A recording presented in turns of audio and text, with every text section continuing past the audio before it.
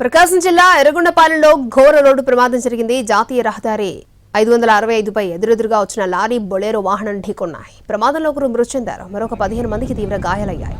క్షతగాత్రుల్లో 5గురు పరిస్థితి విషమంగా ఉన్నట్టు తెలుస్తోంది. గాయపడ్డ వారిని ఎర్రగొండపాలెం ప్రభుత్వ వైద్యశాలకు తరలించారు. 2 వాహనాల క్యాబిన్లలో డ్రైవర్లు ఇరుక్కున్నారు. ప్రమాదంలో 2 వాహనాలు ముందు భాగాలు నుజ్జునుజ్జయ్యాయి. బొలెరో వాహనంలో మామిడికాయలు చల్లాచెదురుగా పడిపోయాయి. జాతీయ రహదారిపై భారీగా ట్రాఫిక్ జామ్ అయింది.